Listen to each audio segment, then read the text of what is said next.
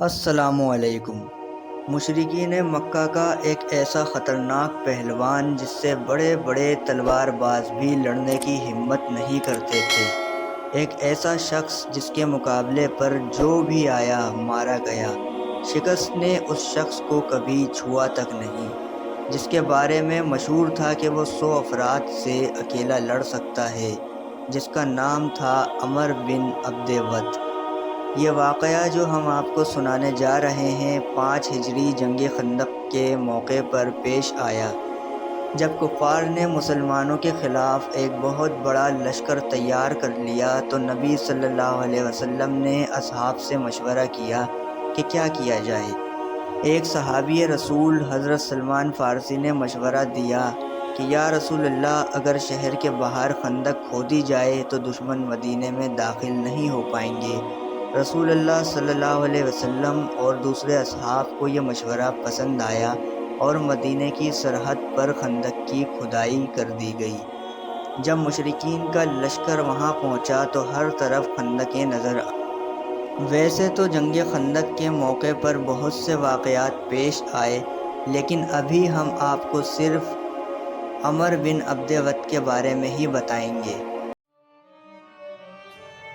دوستوں، آپ لوگوں سے گزارش ہے چینل کو سبسکرائب کریں، ویڈیو کو لائک کریں، شیئر کریں اور اچھے کمنٹس بھی کیا کریں تاکہ ہم آپ کی خدمت میں اچھی اسلامی معلوماتی ویڈیوز پیش کرتے رہیں۔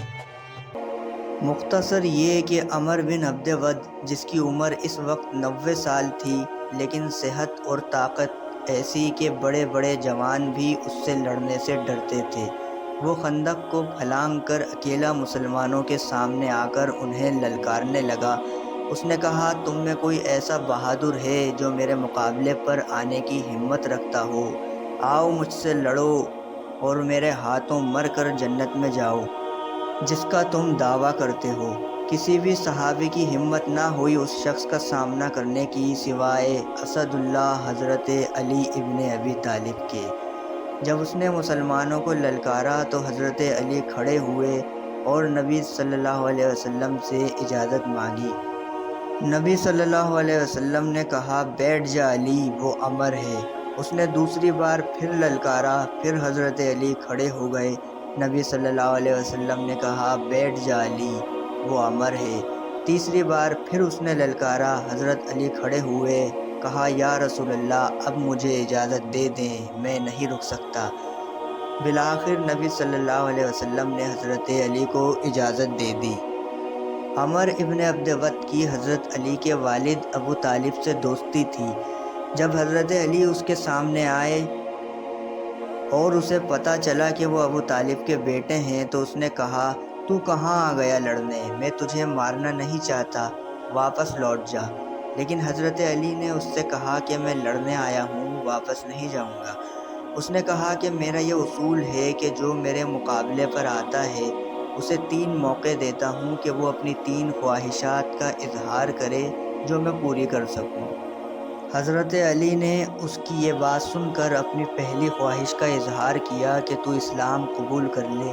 اس نے انکار کر دیا۔ آپ نے دوسری خواہش میں کہا کہ تم لوگ اپنے لشکروں کے ساتھ واپس لوٹ جاؤ، ہم جنگ کرنا نہیں چاہتے۔ اس نے اس کا بھی انکار کر دیا۔ پھر آپ نے تیسری خواہش پر کہا کہ بس پھر مجھ سے لڑنے کے لیے تیار ہو جا۔ یہ سن کر عمر تیار ہو گیا اور علی شیر خدا کے سامنے آیا۔ دونوں کے درمیان کافی لڑائی ہوئی۔ عمر کو ایسا مد مقابل پہلے کبھی نہیں ملا تھا۔ اس نے ایک وار اتنا تیز کیا جو حضرت علی نے ڈھال پر روکا، لیکن وار اتنا طاقتور تھا کہ ڈھال کٹ گئی اور تلوار آپ کے بازو پر لگی۔ اسی وقت حضرت علی کی ذوالفقار اٹھی اور عمر پر ایسے پڑی کہ عمر جہنم واصل ہو گیا۔ یہ دیکھ کر کفار مکہ کے لشکر میں لرزہ طاری ہو گیا کہ ایسے تجربے کار، نامی پہلوان اور ناقابل شکست جنگجو کو ایک 27-28 سال کے نوجوان نے قتل کر ڈالا، جس کے بعد اور کسی کی ہمت نہ ہوئی کہ وہ خندق پھلانگ کر مسلمانوں کے لشکر کے سامنے آتے۔ دوستوں، اللہ تعالیٰ نے مشرکوں اور کافروں میں بھی بڑے بڑے بے مثال طاقتور لوگ پیدا کیے ہیں۔ لیکن ایک وقت تک اللہ تعالیٰ ان لوگوں کو ڈھیل دیتا ہے اور ان کا امتحان لیتا ہے کہ یہ لوگ کب تک مجھ سے غافل رہیں گے۔